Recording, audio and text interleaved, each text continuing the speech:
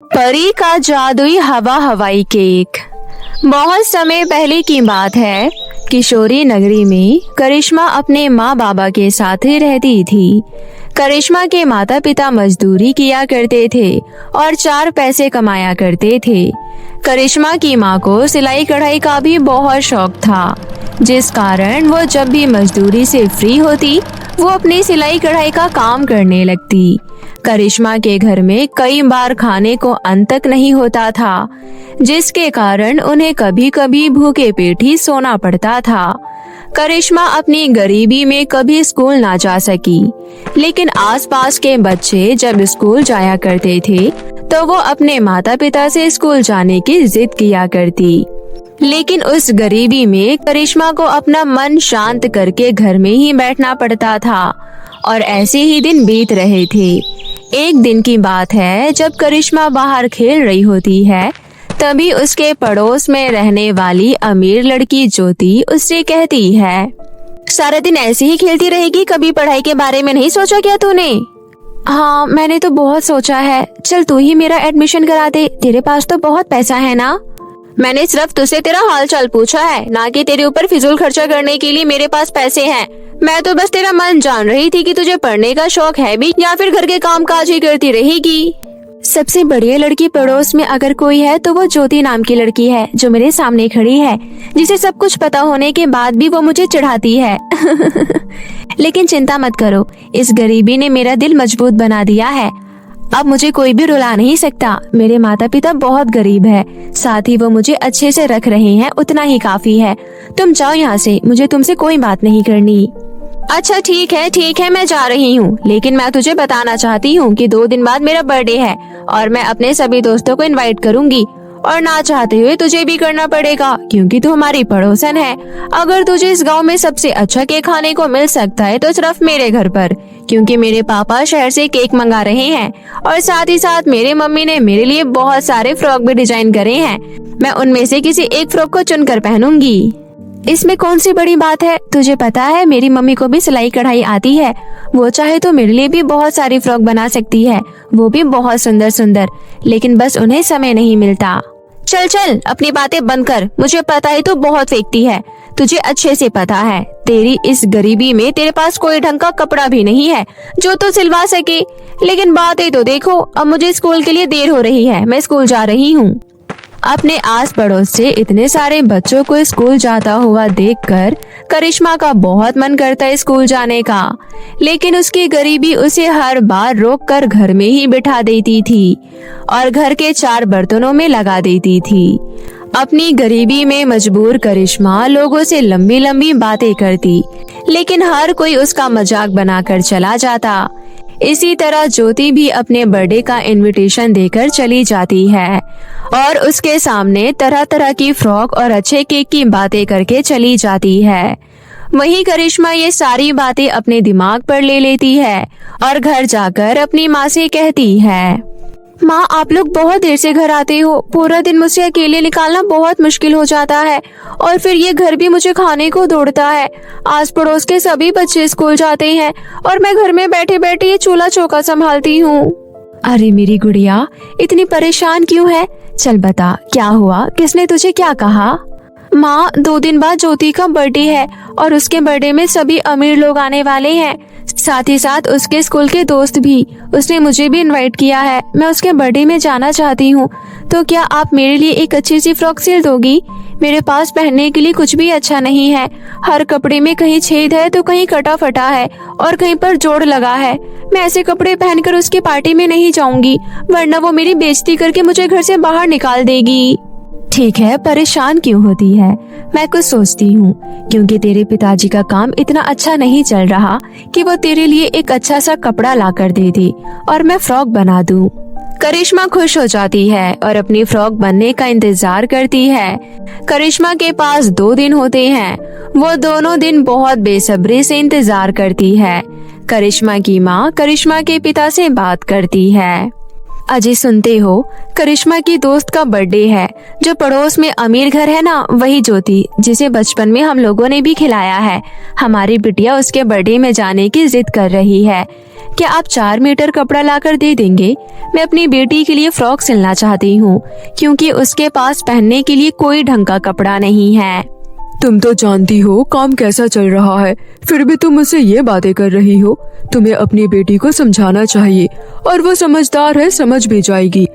लेकिन तुमने तो उसकी बात सुनकर एक ही बार में हाँ कर दिया। देखिए, वो घर में अकेली रहती है। सभी स्कूल के बच्चे स्कूल जाते हैं, कोई खेलने जाता है तो कोई घूमने। हम ना तो उसे खिलौने लाकर दे सकते हैं और ना ही घुमाने ले जा सकते हैं। क्यों ना हम उसे एक फ्रॉक ही गिफ्ट में दे दे, उसका मन खुश हो जाएगा और हमें भी सुकून मिल जाएगा। करिश्मा की माँ की सारी बातें सुनकर करिश्मा के पिता अगले दिन काम पर चले जाते हैं और शाम को आते वक्त 3 मीटर कपड़ा ले आते हैं और अपनी पत्नी से कहते हैं, मैं अपने बच्चे के लिए 3 मीटर कपड़ा ला दिया हूँ, अब तुम इसी में उसको फ्रॉक सिल कर दे देना। मेरे पास इतने पैसे नहीं थे कि मैं 4 मीटर कपड़ा भी ले आऊं और साथ में सब्जी भी ले आऊं। जैसे ही वो 3 मीटर कपड़ा देखती है, करिश्मा की माँ कपड़ा लेकर तुरंत मशीन पर बैठ जाती है और पूरी रात फ्रॉक को सिलने में लगाती है। पूरी रात मशीन चलाने के बाद करिश्मा की माँ करिश्मा के लिए एक अच्छी सी फ्रॉक तैयार कर देती है और करिश्मा की फ्रॉक पीच कलर की होती है, जिसकी वजह से करिश्मा उसमें बहुत सुंदर दिखती है, क्योंकि ये कलर पहली बार मार्केट में आया था। और करिश्मा अगले दिन शाम होते ही सारी तैयारी कर लेती है और ज्योति के बर्थडे में अपनी सुंदर सी फ्रॉक पहनकर जाती है। करिश्मा जैसे ही ज्योति के घर के अंदर जाती है तो देखती है कि घर बहुत सुंदर तरीके से सजाया होता है। अरे वाह, मैंने तो ऐसा घर पहले कभी नहीं देखा। ये घर कितना सुंदर है और साथ ही साथ इसमें कितनी अच्छी सजावट हो रखी है। मैं भी अपने बर्थडे में ऐसे ही तैयारी करूंगी। जैसे जैसे करिश्मा ये सारी बातें कर रही होती है, तभी पीछे से ज्योति आ जाती है और ज्योति उससे कहती है, पहली बार इतना बड़ा घर देखा है ना तूने? और सच सच बता, मेरे घर की सजावट तुझे बहुत पसंद आई ना? लेकिन जो ख्याल तू अभी देख रही थी, वो ख्याल तेरा कभी भी पूरा नहीं हो सकता।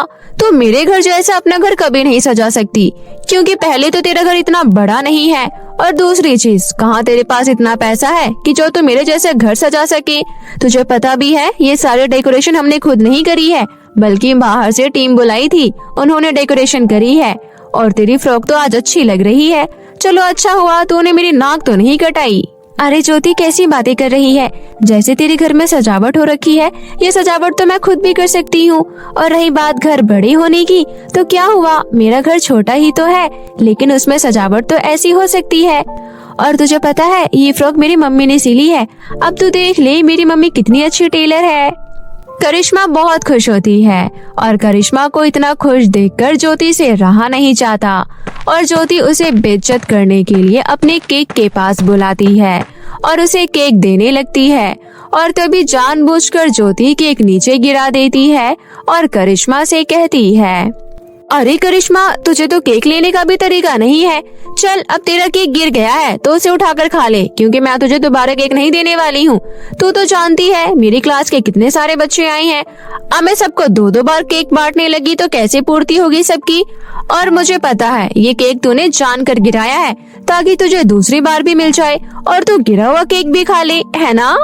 अरे वाह ज्योति, तुम्हें देखकर ऐसा लगता है कि जैसे अमीरी का एक चोचला है। बस तुम सच में अमीर तो नहीं हो, क्योंकि तुम जैसे अमीरों को गरीबों की बेइज्जती करना ही सिखाया जाता है क्या बचपन से? तुझे पता है, अगर तेरा केक मेरे घर पर ऐसे गिरा होता तो मेरे माता पिता ही तुझे सबसे पहले केक देते और गिरा हुआ केक उठाकर साइड में रख देते किसी कुत्ते बिल्ली के लिए। लेकिन तूने तो अपनी औकात अभी से दिखा दी। तू अमीर जरूर है, लेकिन तुझमें तेरी अमीरी का बहुत घमंड है। और तू जानती है, ये एक पैसा भी तेरा नहीं है। अगर तेरे माता पिता तुझसे दूर हो जाए तो तेरी इतनी भी हिम्मत नहीं कि तो 2 रोटी बनाकर खा ले। आई बड़ी मुझे गरीबी जताने वाली। तू जानती क्या है मेरे बारे में? मैंने सारे मुश्किल हालात में अपने माता पिता की मदद करी है, और तू तो वो लड़की है जो मदद करना तो दूर की बात है, किसी से ढंग से बात भी नहीं करती। भगवान करे तुझे यही दिन देखने को मिले जब तुझे भी कोई गिरा हुआ केक खाने को कहे।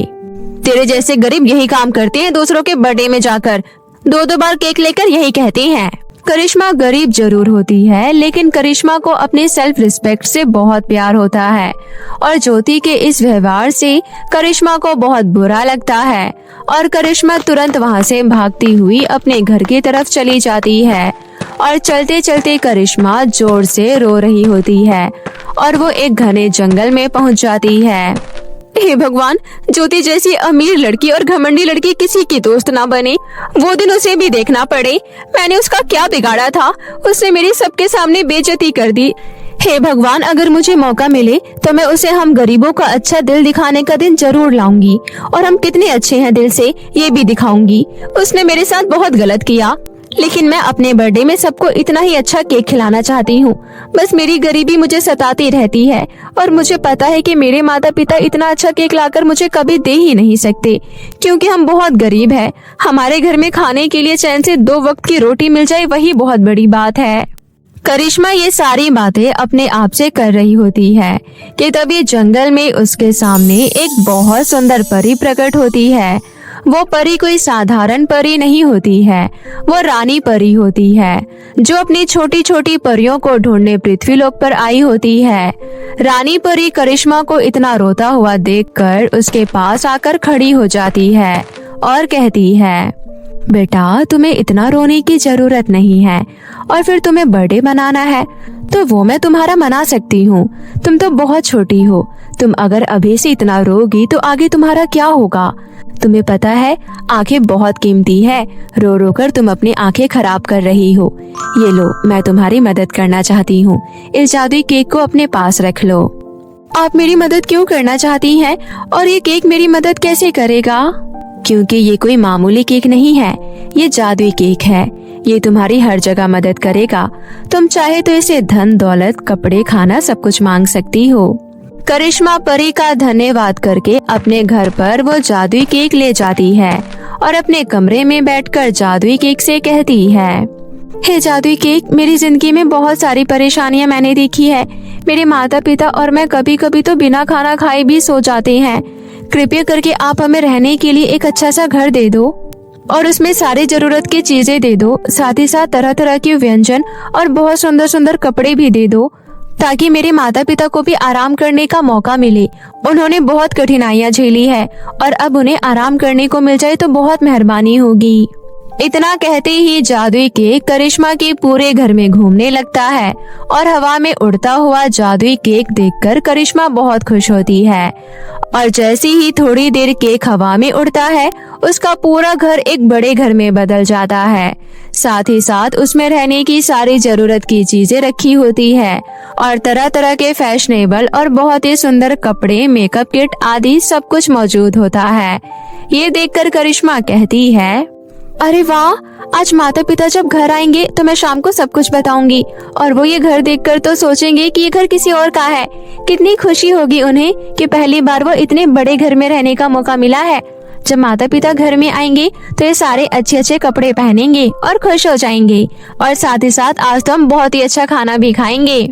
शाम होते ही करिश्मा के माता पिता जब घर आते हैं तो वो देखते हैं कि घर इतना बड़ा है और सोचते हैं कि घर किसी और का है, लेकिन करिश्मा उन्हें घर के अंदर बुलाती है और फिर सारी बात सच सच बताती है।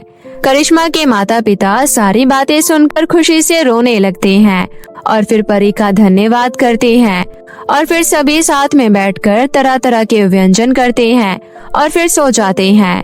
ऐसे ही अगले दिन करिश्मा के माता पिता करिश्मा को जादुई केक की मदद से कुछ पैसे लेकर अच्छे स्कूल में दाखिला दिलवाते हैं और फिर करिश्मा सभी बच्चों की तरह स्कूल जाने लगती है। और अब करिश्मा का बर्थडे भी नजदीक आ जाता है। करिश्मा अपने सभी दोस्तों को घर पर बुलाती है और अपने जादुई केक की मदद से तरह तरह के केक मंगवाती है और ढेर सारे फास्ट फूड आदि मंगाकर अपने दोस्तों को खिलाती है। देखा ज्योति, मैंने कहा था ना, एक दिन वो दिन जरूर आएगा जब मैं तुझे अपने घर पर अपने बर्थडे में बुलाऊंगी। और देख, तेरे घर से भी सुंदर डेकोरेशन मेरे घर में हो रखी है। और रही बात मेरे छोटे से घर की, तो तू भूल जा कि अब वो छोटा घर तुझे देखने को मिलेगा। रातों रात हमारी किस्मत चमक गई और अब हम इतने ही बड़े घर में हमेशा रहेंगे और अपनी चैन और आराम की जिंदगी जिएंगे। तो कैसा लगा तुझे मेरा सरप्राइज? मैं चाहूँ तो तुझे केक गिराकर भी दे सकती हूँ, लेकिन तुझे पता है हम गरीबों में एक खासियत होती है, हम खाने की बहुत इज्जत करते हैं। और वो तू कैसे जानेगी, तू तो अमीरों की लड़की है, तुझे तो बचपन से ही खाना बर्बाद करना सिखाया गया है। करिश्मा अपने सभी दोस्तों को अपने बर्थडे पार्टी में बुलाकर बहुत खुश होती है, क्योंकि करिश्मा का पहला बर्थडे जो इतनी धूमधाम से बनता है, और इसी वजह से करिश्मा बहुत खुश होती है। साथ ही साथ करिश्मा उस अमीर लड़की को भी वो सारी बातें कह देती है जो उसके मन में चल रही होती है। अब करिश्मा के पास किसी चीज की कोई कमी नहीं होती। करिश्मा बहुत खुश होती है और ऐसी ही हंसी खुशी अपने जीवन जीने लगती है, और रोजाना स्कूल जाती है और अपने माता पिता का भी खूब ख्याल रखती है, साथ ही साथ गरीब लोगों की भी मदद करती है। जादुई डॉल।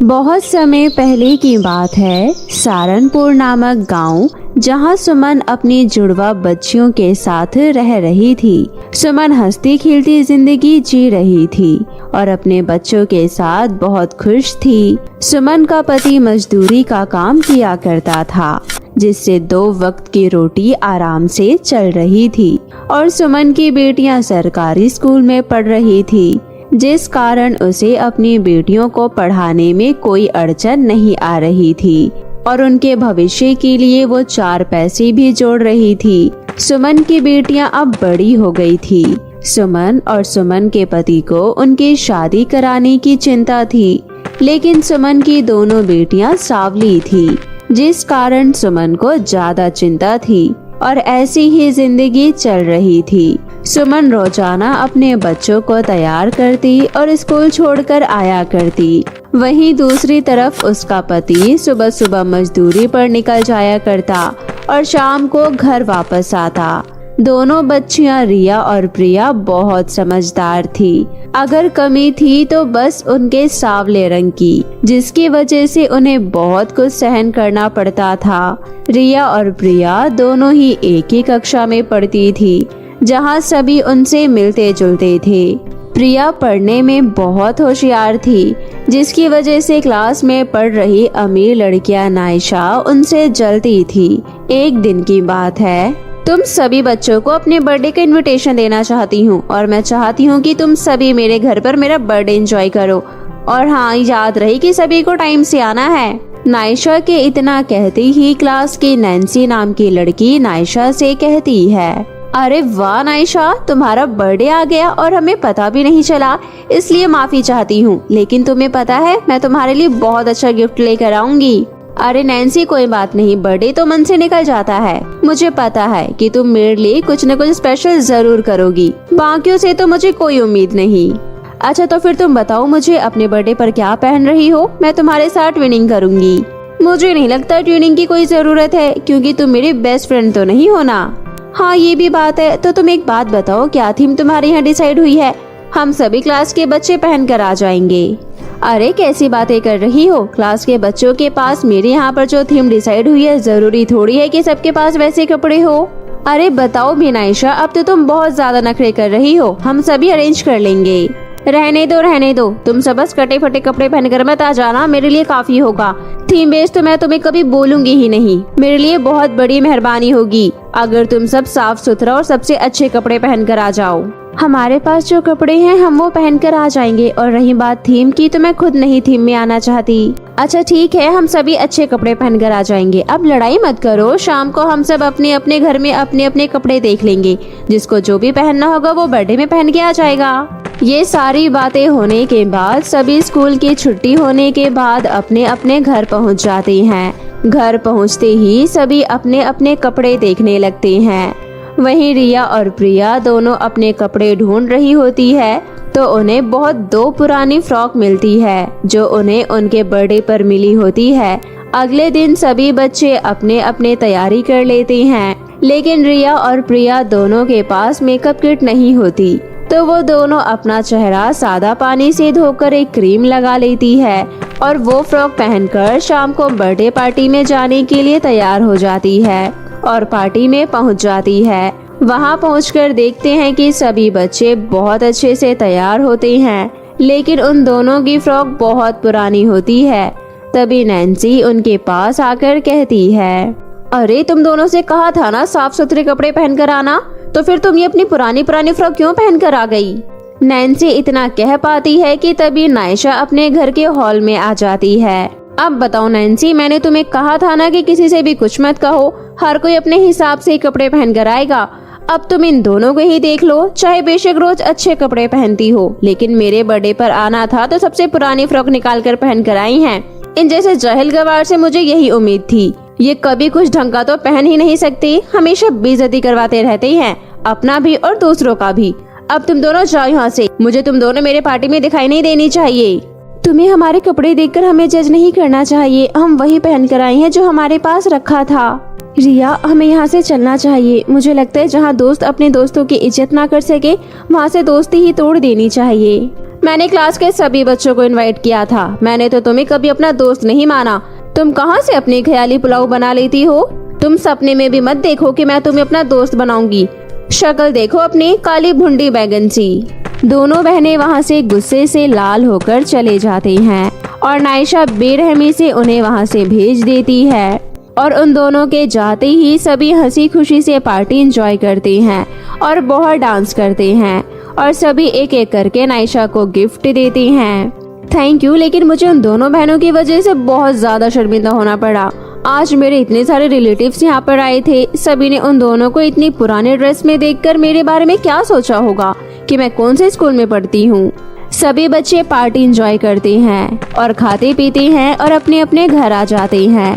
वहीं दूसरी तरफ दोनों बहनें जोर जोर से रोती हुई घर आती है और अपनी माँ से कहती है, माँ, आपको पता है ना आज हम पार्टी में गए थे, आपको पता है आज हमारे साथ क्या हुआ? क्या हुआ होगा बेटा? तुम केक खाकर आई होंगे, एंजॉय किया होगा, डांस किया होगा, इससे ज्यादा क्या किया होगा? नहीं माँ, वहाँ आज हमारी इतनी ज्यादा बेइज्जती हुई कि कोई लिमिट नहीं। तो तुम्हें वहाँ पर जाना ही नहीं चाहिए था। जब तुम्हें पता है कि तुम्हारे दोस्त ऐसे हैं तो तुम्हें उनके घर नहीं जाना चाहिए था। माँ, हम लोग गरीब है, इसका मतलब ये तो नहीं कि हमें कोई ढंग से ट्रीट ना करे। क्या हमारे पास कोई अधिकार नहीं एंजॉय करने का? हाँ बिल्कुल, गरीबों को भी एंजॉय करने का अधिकार है, लेकिन गरीबों में भी वो जो तुम्हारे दोस्त हो, वो भी तुम्हारे जैसे ही हो, तब तुम उनके साथ छोटा मोटा बर्थडे मना सकते हो। लेकिन किसी अमीर के यहाँ पर जाकर अपनी बेइज्जती करवाकर उसका केक खाने से अच्छा है कि तुम उसके यहाँ जाओ ही ना। ठीक है माँ, हमारी गलती थी, लेकिन हम आगे से उसके किसी भी फंक्शन में नहीं जाएंगे। इस तरह प्रिया और रिया की माँ उन्हें समझा देती है और सभी खाना खाकर समय से सो जाते हैं। और अगले दिन रिया और प्रिया रोजाना की तरह स्कूल जाने लगती है और स्कूल पहुंचकर उन्हें पता चलता है कि स्कूल में एक क्विज कंपटीशन है जिसमें सभी बच्चे पार्टिसिपेट कर सकते हैं। अरे वाह प्रिया, ये तो बहुत अच्छा हो गया ना। अब हम लोग खूब अच्छे से पढ़ाई करके अपना क्विज कंपटीशन जीतेंगे और सबको प्रूफ करेंगे कि सिर्फ सुंदर दिखने से ही सब कुछ नहीं होता। क्लास टीचर से आज पता करेंगे, हो सकता है स्कूल कंपटीशन में कुछ प्राइज मनी भी हो। रिया और प्रिया दोनों क्विज कंपटीशन की बातें कर रही होती हैं। ऐसे ही सभी बच्चे स्कूल में इसी फंक्शन की चर्चा कर रहे होते हैं कि तभी क्लास में टीचर आ जाती है। टीचर भी उस कंपटीशन के बारे में थोड़ा बहुत बताती है और साथ में बताती है कि जीतने वाले को 5,000 रुपए कैश में मिलेंगे। अरे वाह, ये तो बहुत अच्छा हो गया। हम दोनों ही इसमें पार्टिसिपेट करेंगे और जीतकर हम जो भी कैश प्राइज हासिल करेंगे वो मम्मी पापा को दे देंगे। क्लास में सभी बच्चे पढ़ाई करते हैं और घर जाकर कंपटीशन की तैयारी करते हैं। ऐसे ही प्रिया और रिया भी खूब मेहनत के साथ पढ़ाई करते हैं और घर जाकर ढेर सारी तैयारी करते हैं। वहीं नैन्सी और नायशा घूमती फिरती है और एंजॉय करती है, लेकिन क्विज की कोई प्रैक्टिस नहीं करती। ऐसे ही दिन बीतते हैं। उसके बाद कंपटीशन का दिन आ ही जाता है। सभी बच्चे अपनी अपनी तैयारी के साथ क्विज कंपटीशन में पार्टिसिपेट करते हैं। वहीं प्रिया और रिया भी अपना रजिस्ट्रेशन करवा लेते हैं, लेकिन नायशा और नैन्सी टाइम पास करने के लिए रजिस्ट्रेशन करवा लेते हैं। कुछ टाइम बाद कंपटीशन स्टार्ट होता है और जिसमें एक्सपर्ट जज, टीचर्स आदि बैठे होते हैं और सभी बच्चे ग्रुप में बैठे होते हैं। टीचर सभी को डिवाइड कर देते हैं और कंपटीशन शुरू होते ही सभी से सवाल पूछे जाते हैं और सभी जवाब देते हैं। लेकिन कुछ सवालों में रिया और प्रिया झिझकते हैं, लेकिन जवाब दे देते हैं और वहीं दूसरी तरफ नायशा और नैन्सी दोनों ही बुत बनकर बैठे रहते हैं, क्योंकि दोनों ही सिर्फ घूमने फिरने में व्यस्त थे। थोड़ी देर बाद रिजल्ट अनाउंस होता है। आप सभी ने बहुत अच्छा परफॉर्म किया। आप सभी को यहाँ पर परफॉर्म करने की रिफ्रेशमेंट मिलेगी, लेकिन आप सब में से फर्स्ट, सेकंड और थर्ड आने वाले बच्चों के मैं नाम बोलने जा रही हूँ। वो है प्रिया, रिया और मुस्कान। अरे वाह दीदी, हम दोनों बहनें जीत गए। अब हम जो कैश प्राइज जीतेंगे वो हम अपने मम्मी पापा को दे देंगे। हाँ, अपने बाप को ये पैसे दे देना, क्योंकि उन्होंने एक साथ इतना पैसा कहाँ देखा होगा। हाँ, उन्होंने हमेशा मेहनत से कमाया है। दोनों ने इकट्ठा इतना पैसा नहीं देखा। तुम ठीक कह रही हो। कम से कम किसी गरीब को सताकर तो उन्होंने पैसे नहीं कमाए। अरे किसको समझा रही हो रिया तुम? जो ब्लैक मनी कमाने वाले इसके पापा इसे ये कहाँ बताते होंगे? मेरे पापा कोई ब्लैक मनी नहीं कमाते, समझी तुम? ये तुम्हें कैसे पता होगा जब तुम अपने सिर्फ शौक पूरे करने में ही रहती हो? पूरे दिन में तुम्हें क्या पता कि पैसे कैसे कमाया जाता है? और आज ये कंपटीशन जीत के हमने अपनी पहली कमाई करी है। क्या तुम्हारे पास इतना दम है? नहीं, कहाँ है इसमें दम? होता तो आज ये हारती थोड़ी ना। इतना कहकर सभी बच्चे अपने अपने घर की तरफ चले जाते हैं। वहीं रिया और प्रिया भी अपने पैसे लेकर बहुत खुशी से अपने घर पहुंच जाते हैं। घर पहुंचकर अपने जीते हुए पैसे अपने माता पिता को देते हैं और ये देखकर उनके माता पिता बहुत खुश होते हैं और उन्हें खुशी से गले लगा लेते हैं। बेटा, ये तुम दोनों की पहली कमाई है। मैं चाहती हूँ कि तुम ये अपने पास ही रखो। हाँ बिल्कुल, तुम्हारी माँ ठीक कह रही है। ये पैसे तुम अपने पास रखो ताकि तुम्हें और कॉन्फिडेंस आए और तुम जीतती रहो। घर में पैसे कम होने के बावजूद प्रिया और रिया के माता पिता वो पैसे नहीं लेते और उन्हें एंजॉय करने के लिए कहते हैं। उसके बाद रिया और प्रिया दोनों ही घूमने फिरने के लिए बाजार चली जाती हैं और अपने लिए एक एक जोड़ी कपड़े लेकर आती हैं, क्योंकि अगले दिन उनका बर्थडे होता है और वो अपने लिए मार्केट से 2 फ्रॉक खरीद कर लाती है और फिर घर आकर खाना पीना खाकर सो जाती हैं। और अगले दिन जब स्कूल जाते हैं तो सभी बच्चों से कहती हैं, कल हम दोनों का बर्थडे है, तुम सभी लोग हमारे घर जरूर आना और हम मिलकर पार्टी करेंगे। तुम्हारा बर्थडे है? तुम्हें बर्थडे में पता भी है कि क्या क्या मंगवाते हैं? महंगे महंगे आइटम होते हैं, क्या तुम खरीद लोगी? मुझे लगता है कल के जीते हुए पैसों से सबको जताना चाहती हो कि तुम्हारे पास भी पैसा है, लेकिन हम सब जानते हैं कि तुम्हारे पास तो कुछ भी नहीं है और तुम केक तो दूर की बात, तुम टॉफी भी नहीं खिला पाओगी। हम अपना केक बहुत अच्छा मंगवाएंगे और तुम हमारे बर्थडे में जरूर आना, क्योंकि तुम्हें भी तो पता चले कि हम गरीब कितने अच्छे से लोगों को ट्रीट करते हैं और मेहमानों की इज्जत करना भी जानते हैं। नहीं, मैं तुम्हारे घर का खाना तो क्या पानी भी नहीं पी सकती, क्योंकि तुम्हारे यहाँ इतनी गंदगी से चीजें रखी होती है। देखो तुम्हारी मर्जी है, तुम्हारा मन हो तो बर्थडे में आना, वरना मत आना, क्योंकि हाँ, हम गरीब हैं और हमारे पास इतना पैसा नहीं कि हम उसे लुटाते रहे। हमारे बजट में जितना होगा हम उतना कर पाएंगे, तो तुम्हें खुशी से आना होगा तो आना, वरना कोई बात नहीं। सभी बच्चे प्रिया और रिया के बर्थडे के लिए तैयारी करते हैं और शाम को सभी गिफ्ट लेकर उनके बर्थडे में पहुंच जाते हैं। सभी बच्चों के बीच में नायशा और नैन्सी भी आते हैं। तुम्हारे यहाँ बैठने के लिए सोफा नहीं है क्या? तुम क्या हमें जमीन पर बिठाना चाहती हो? नैन्सी और नायशा दोनों ऐसे ही कुछ न कुछ कमी निकालते रहते हैं। थोड़ी देर बाद दोनों बहनें रिया और प्रिया अपनी अपनी नई फ्रॉक पहन लेती है और अपना बर्थडे एंजॉय करने लगते हैं। तभी सभी डांस करते हैं, मस्ती करते हैं, घर में बना खाना भी खाते हैं, लेकिन नैन्सी और नायशा उस खाने को हाथ भी नहीं लगाते। ये इतना ऑयली खाना मैं कभी नहीं खाऊंगी। हाँ, इतना अनहेल्दी खाना तो मैं भी कभी नहीं खाऊंगी।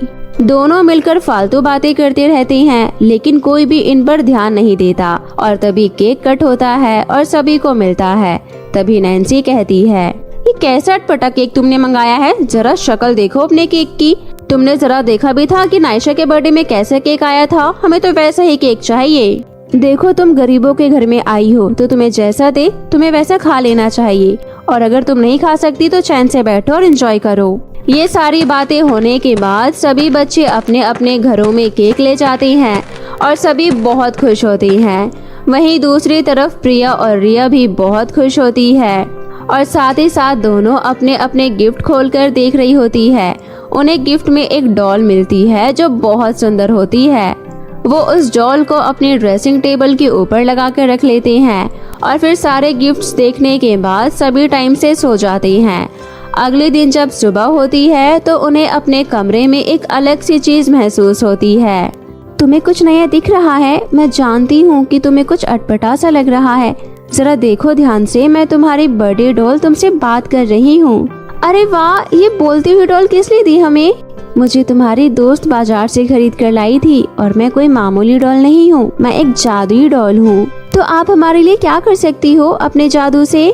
तुम जो चाहो वो मुझसे मांग सकती हो, मैं तुम्हें वो दे दूंगी। तो सबसे पहले हमें एक अच्छा सा रहने के लिए घर दे दो जिसमें जरूरत की सारी चीजें हो, और कम से कम हमें एक मिडिल क्लास फैमिली तो बना ही दो। इस गरीबी में हमने बहुत कुछ सहा है और हमारे माता पिता भी बहुत दिक्कतों का सामना करते हैं। ठीक है, मैं तुम्हारी ये इच्छा अभी तुरंत पूरी कर देती हूँ। डॉल इतना कहती है और अपनी जादुई छड़ी घुमाती है और उसका छोटा सा घर एक बड़े घर में बदल देती है और उस घर में सारी चीजें दे देती है। ये सब देखकर दोनों बहनें बहुत हैरान होती है, लेकिन साथ में बहुत खुश भी होती है। ये लो तुम्हारा सुंदर सा घर, इस घर में तुम जैसे चाहो वैसे रहो, मुझे इससे कोई दिक्कत नहीं। और तुम मुझे अपने ड्रेसिंग टेबल पर ही बैठा कर रखना और जरूरत पड़ने पर तुम मुझसे कुछ भी मांग सकती हो। आपने हमारे लिए इतना कर दिया वो बहुत है।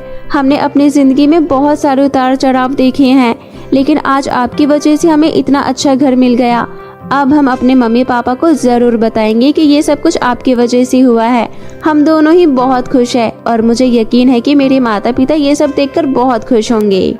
रिया और प्रिया दोनों के माता पिता सोकर जैसे ही उठते हैं, वो देखते हैं कि घर का नक्शा बिल्कुल ही बदल गया है और उनका वो छोटा सा घर एक बड़े घर में बदल गया है, जिसे देखकर वो दोनों बहुत खुश होते हैं और अपने बच्चों को गले से लगा लेते हैं। तभी रिया और प्रिया दोनों मिलकर अपनी जादुई डॉल के बारे में बताते हैं। ये सब सुनकर रिया और प्रिया के माता पिता धन्यवाद करते हैं और हंसी खुशी से रहने लगते हैं।